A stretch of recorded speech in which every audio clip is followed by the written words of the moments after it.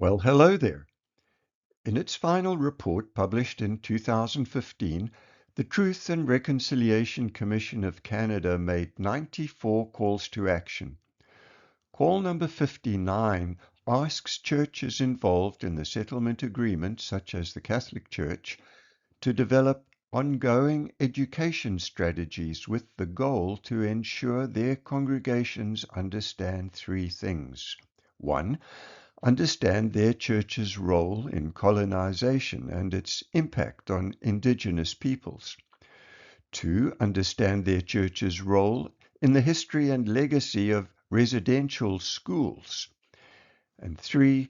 Understand why apologies to former residential school students and their families were necessary. As one response to this call to action, the purpose of this presentation is to explain why apologies and reconciliation are necessary within the relationship between the Roman Catholic Church in Canada and First Nations and Indigenous peoples, and to outline initial steps toward meaningful education and understanding. Why is this conversation needed?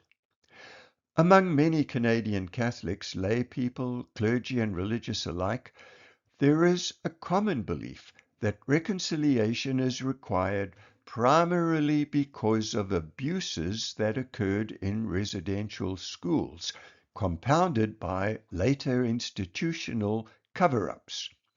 Within this view, the harms are often understood as isolated incidents caused by a few bad actors, with responsibility resting on those individuals and their superiors. As a result, many Catholics today feel disconnected from that history and assume they bear no responsibility for addressing it.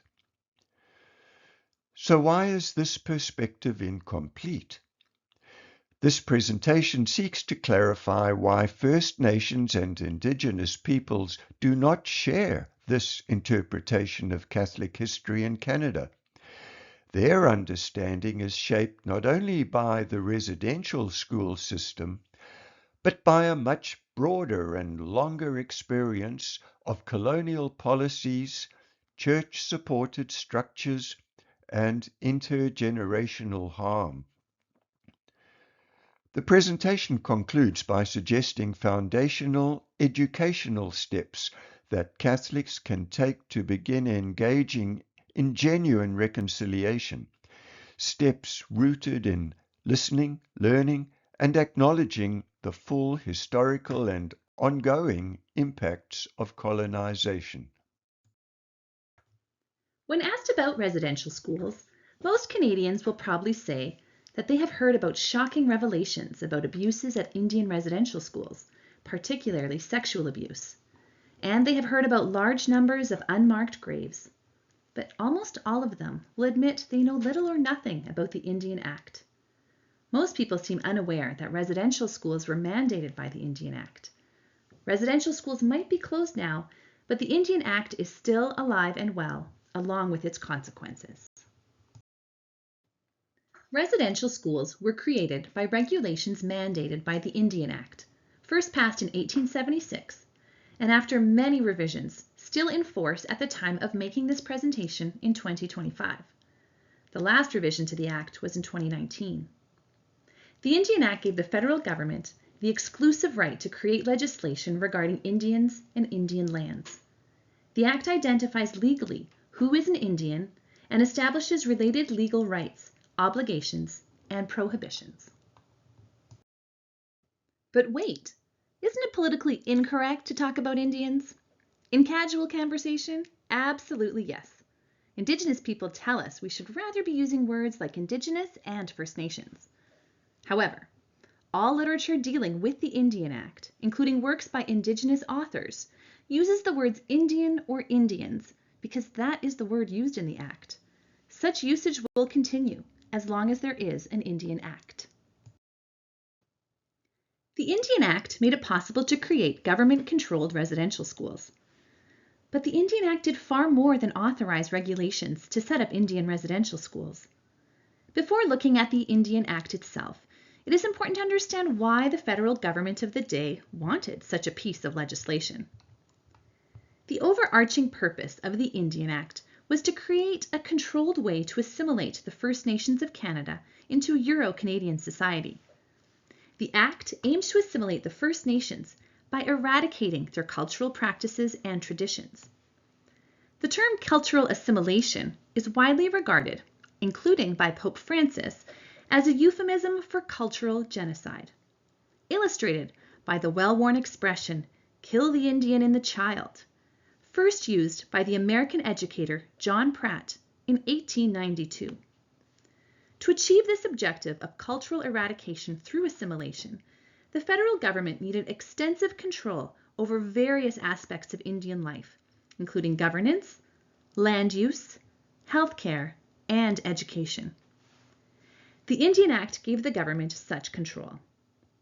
To get this control, the government needed to be able to define legally who was considered an Indian, thereby determining eligibility and liability for certain legal rights and, more especially, obligations and restrictions. They wanted to confine Indians to certain areas, and so the Act established the reserve system, which allocated specific lands for First Nations communities and regulated how those lands could be used.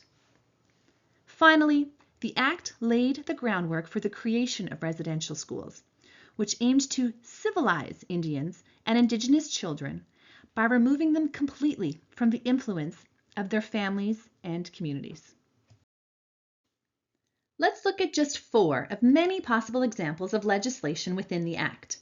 Firstly, Indian reserves were created as places to confine Indian communities until individuals became civilized. This forced an end to the traditional nomadic lifestyle. The Act allowed for portions of reserves to be expropriated for so-called public works, such as railroads or mining or pipelines. An entire Indian community could be relocated elsewhere, as happened in some instances where a reserve was deemed to be too close to a growing nearby settler town. Second example, communities on reserve were obligated to elect a band council system similar to a municipal council. Instead of a mayor, they had an elected chief with reduced powers and authority, effectively destroying traditional ways of self-governance. Under the Act, the chief's main role was reduced to administering the Indian Act.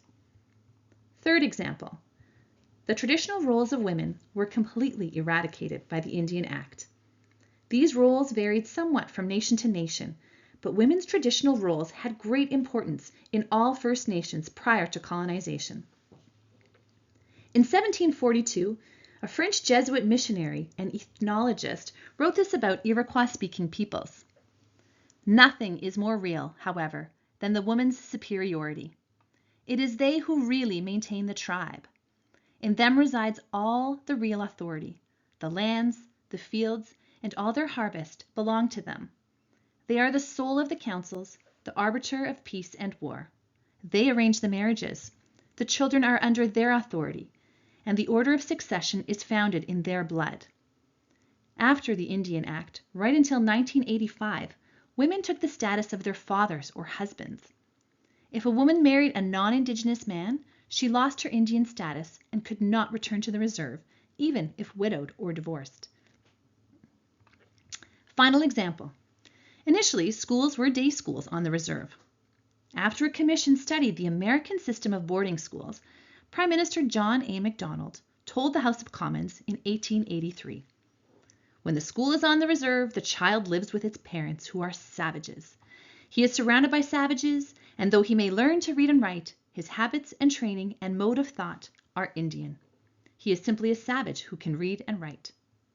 Thus, with the revision in 1884, the Indian Act created residential schools with authority to permanently remove children under the age of 16 from their homes and families.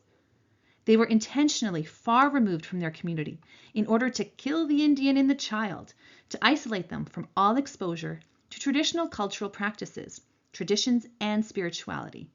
They were, in the words of Macdonald, to acquire the habits and modes of thought of white men.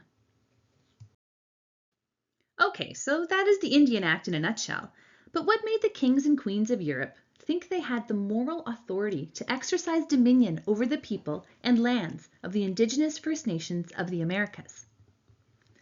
In 1452, Pope Nicholas V sent a letter known as a papal bull, Dum Diversas, to the King of Portugal, which authorized him, in the name of the Holy Roman Empire, to reduce any Saracens and pagans and other non-believers to perpetual slavery, and to seize their lands and possessions. This, and a subsequent papal bull, Romanus Pontifex in 1455, extended to the Catholic nations of Europe dominion over discovered lands during the Age of Discovery. It gave papal blessing to the seizure of non-Christian lands and encouraged the enslavement of native, non-Christian peoples in Africa and the Americas. We might be tempted to think that this was all a long time ago with no more relevance today. Not so. In 2005, Ruth Bader Ginsburg, the late Associate Justice of the Supreme Court of the U.S., wrote a dissenting opinion in the case Sherrill versus Oneida Indian Nation of New York, in which she noted that the doctrine of discovery had been used historically to justify the taking of Native American land. As a precedent, she was referring to a U.S. Supreme Court case in 1823, which ruled against a Native American based explicitly on the principle or doctrine of discovery. Aware of all this, First Nations leaders in Canada have made repeated calls for popes to rescind the doctrine of discovery, most recently during the papal visit by Pope Francis in the summer of 2022. There was much disappointment expressed when he did not do so.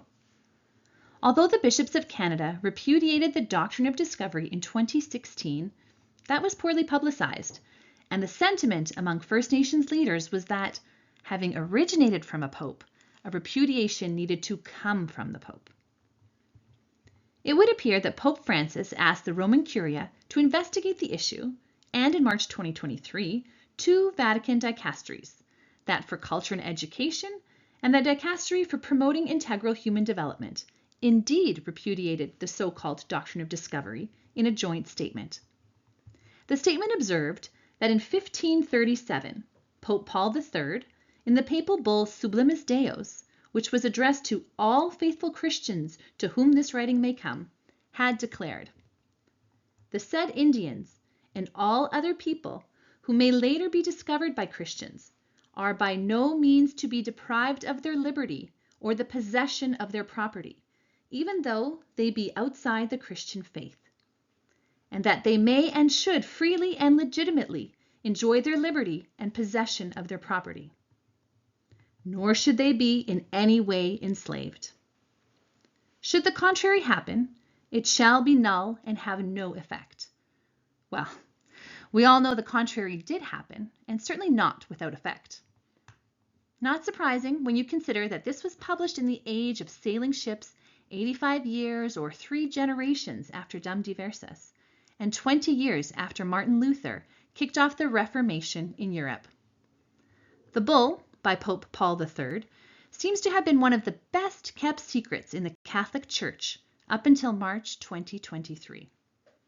Certainly, nobody talked about it on record during the Pope's visit in the summer of 2022. But the doctrine of discovery was not the motivation for the Indian Act, but simply justified colonial hegemony. The doctrine of discovery legitimized, blessed, and normalized colonization by nations such as Spain, Portugal, France, and Britain. But motivation for colonization, and ultimately the Indian Act, came from imperial avarice. The Indian Act was motivated by the Crown's imperial need to remove obstacles to successfully attract colonial settlers. For the British Crown, Upper Canada was an immense source of wealth. There was wheat, barley, oats, and corn. There was an abundance of timber such as oak, white pine, spruce, and maple for shipbuilding, for homes and furniture back in England. To cultivate and harvest this wealth, potential European colonial settlers needed to be attracted to Upper Canada by perceived easy access to prime forests and the most fertile land.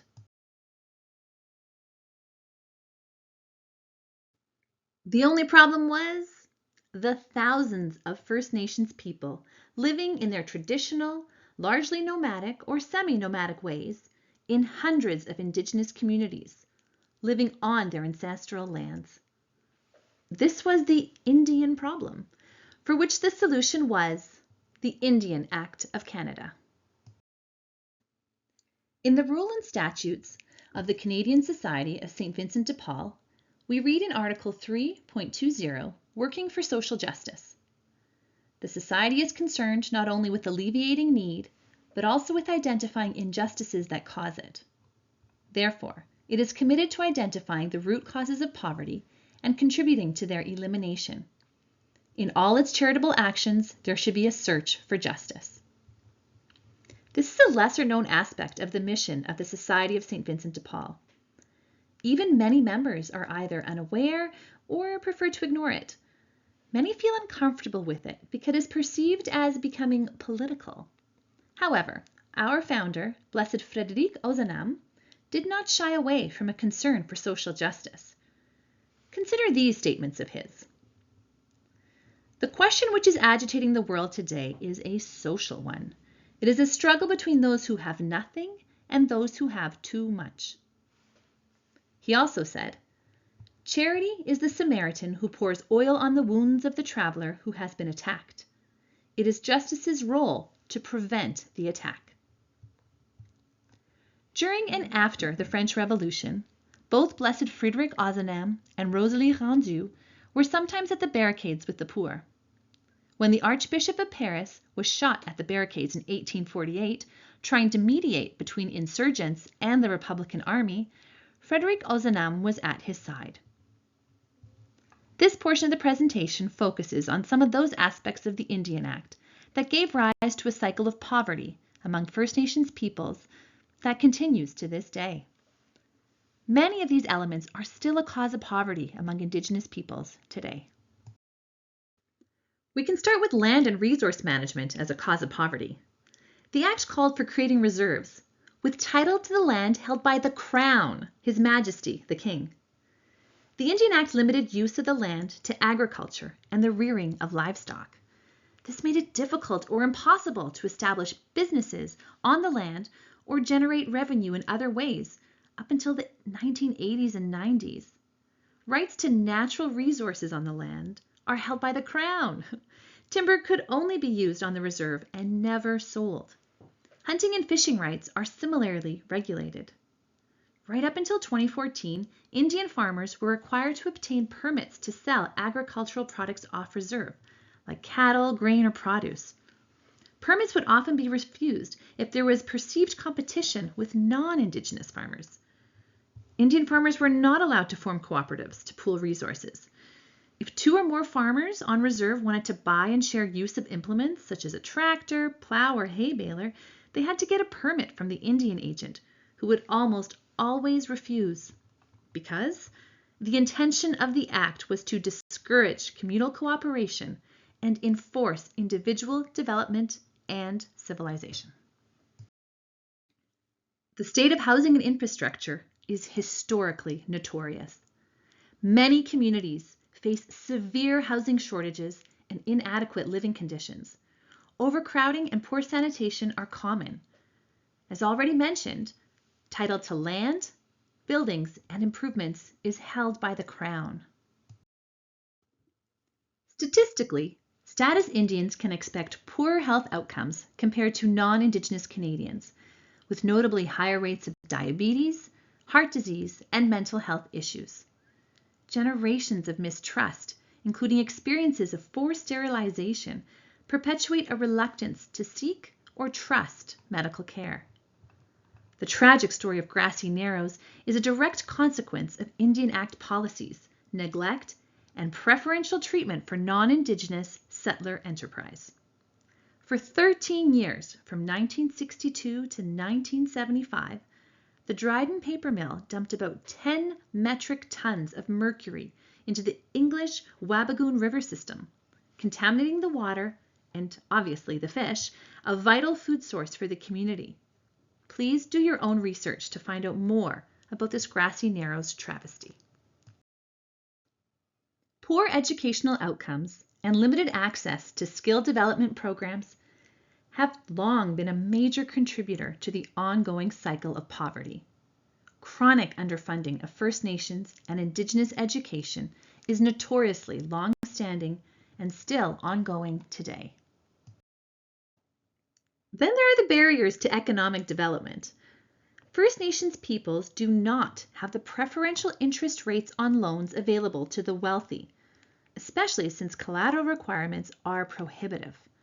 Indigenous businesses also have additional hurdles in the form of federal regulations.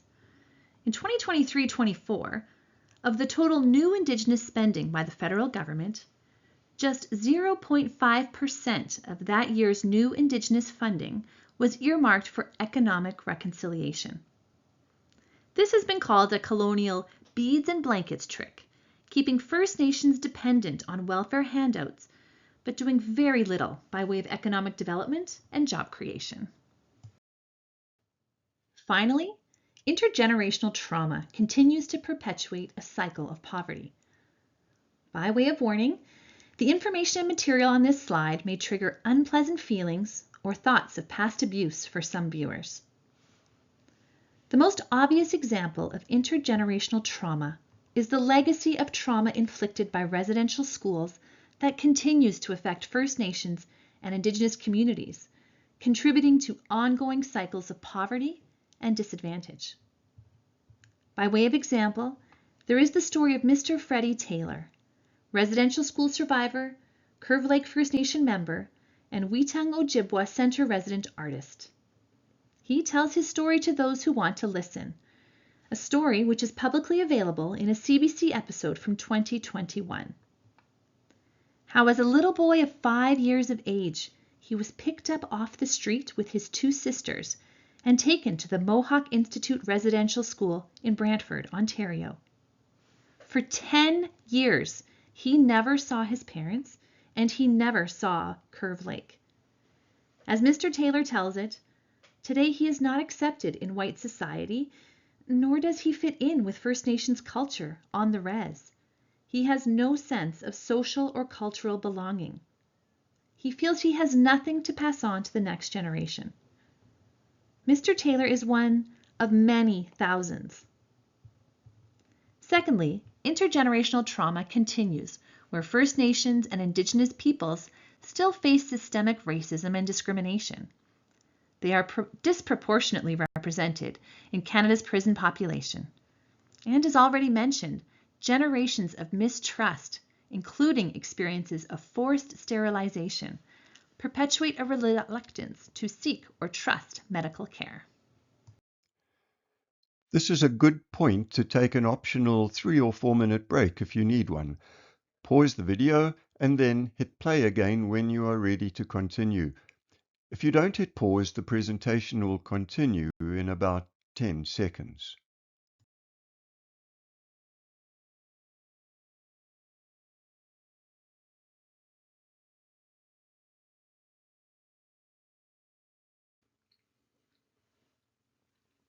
Saint Mother Teresa is attributed with the saying, "Charity without justice is not charity." Until we acknowledge the impact and consequences of the Indian Act still today, there will always be an unacknowledged elephant in the room when Vincentians undertake works of charity with First Nations neighbors in need. In Part 4, we ask, what are some of the things we could beneficially consider when searching for an appropriate Christian and Vincentian approach towards the Indian Act? First, however, we need to recognize some limits and constraints we should place on our advocacy. It is appropriate to advocate for people who do not have the agency to advocate for themselves. But if you try advocating for people who are capable of advocating for themselves, then they will experience this as demeaning and paternalistic or patronizing.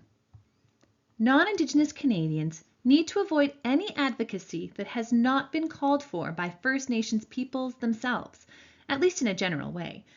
The Assembly of First Nations, the AFN, and the Truth and Reconciliation Commission, TRC, are obvious examples of First Nations advocating powerfully on their own behalf and providing guidance for non-Indigenous Canadians who would be allies.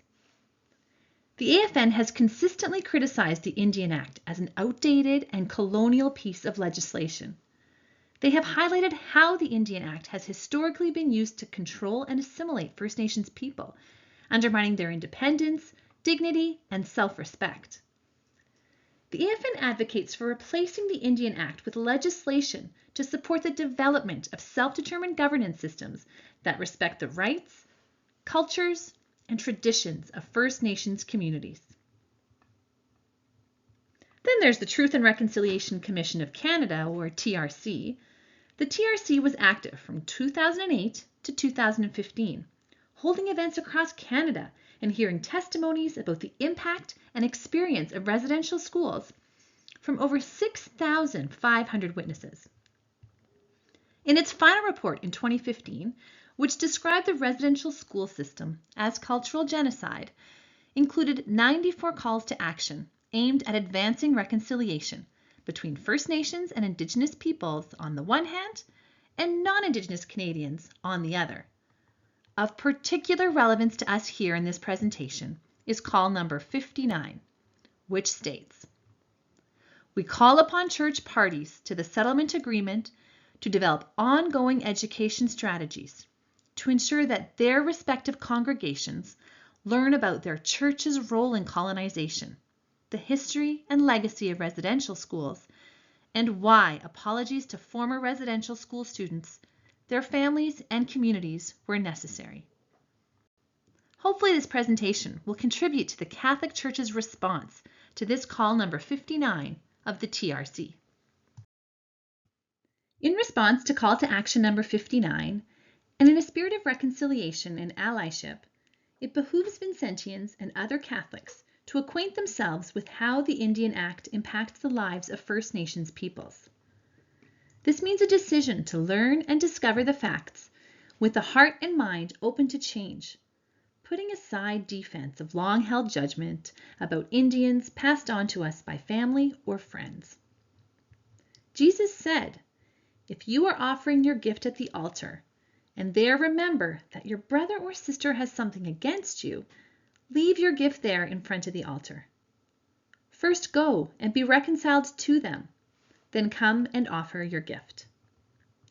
We Catholics need to remember that, in the eyes of First Nations and Indigenous peoples in Canada, there are two humongous issues for which the Catholic Church is being held accountable, and for which simply saying sorry is not enough.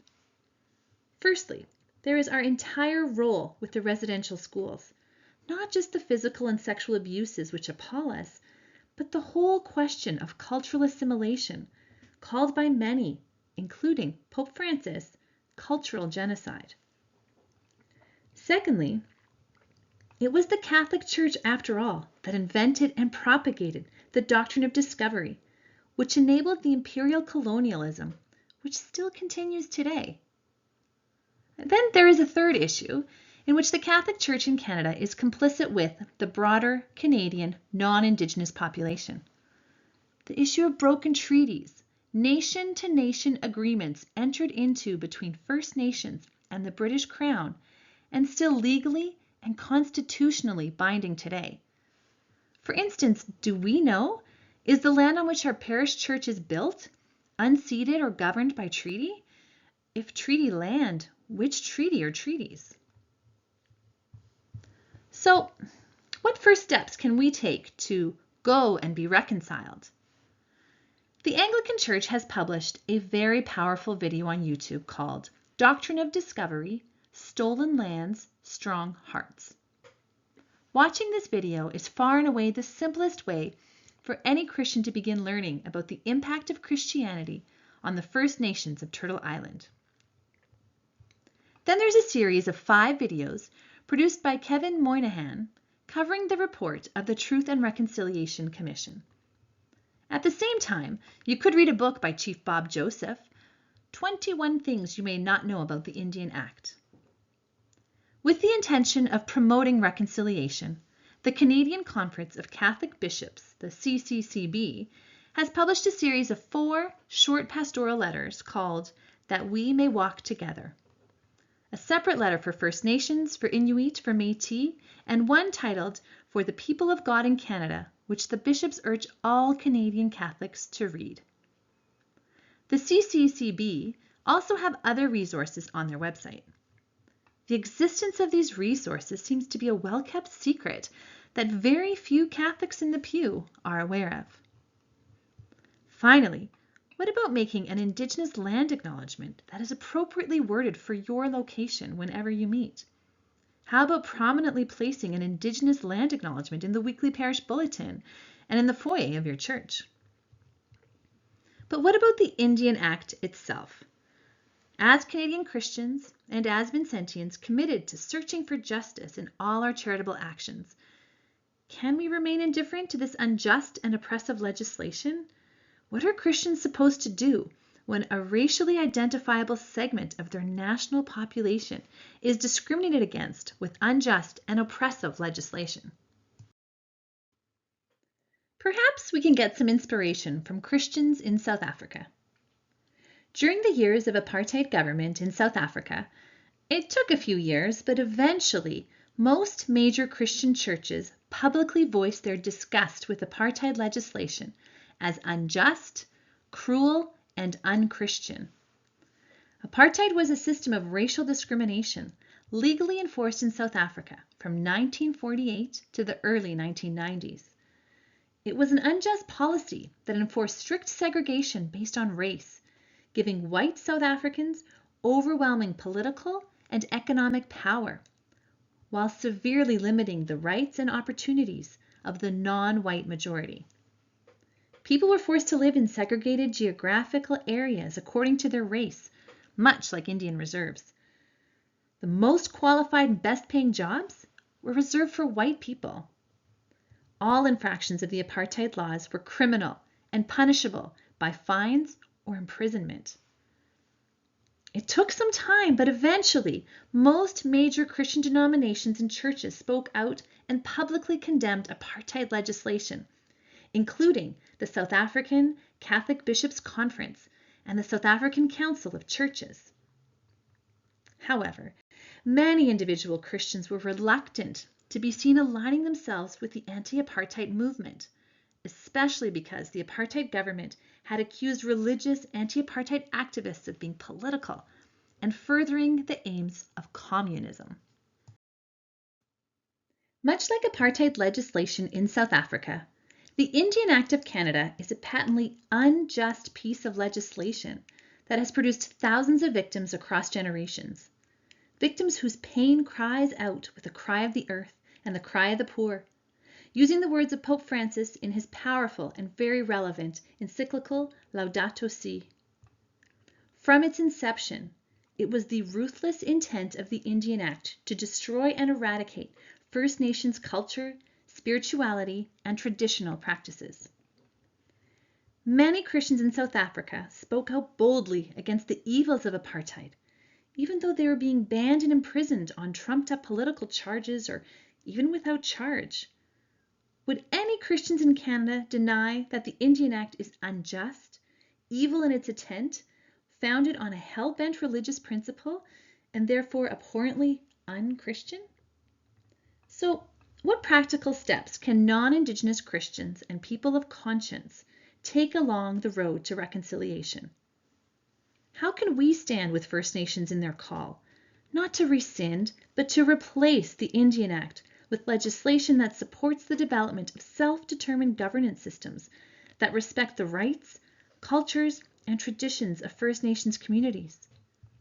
For the Catholic in the pew, the simplest first step would be to open our hearts and minds and watch the videos and read the material recommended earlier and again at the end of this presentation, and then to have conversations about what we have learned with friends and family, with those closest to us. During the papal visit in the summer of 2022, Pope Francis apologized for Catholics' cooperation and indifference with regard to cultural destruction and the residential school system. As Catholics, it behooves us to ask to what extent we might still be participating in and indifferent to the injustices of the Indian Act. It's a tough conversation to have, but for as long as we avoid it, we will have an unspoken elephant in the room with us. So, what can we do to be reconciled? What should we do? What are my next steps? Chief Marie Sinclair said that educating ourselves is what is needed to get us out of the mess we are in. Here are some links you can click on to resources mentioned earlier in the presentation. If you found this presentation helpful, please talk about it and share it with others. Let's not be afraid to talk, including about our fears and concerns. In this way, perhaps we can help one another, especially Vincentians and other Catholics, learn more about our church's role in colonization, our role in the history and legacy of residential schools, and why apologies to former residential school students, their families, and communities were necessary. In this small way, perhaps we can contribute to our church's response to the TRC call to action number 59.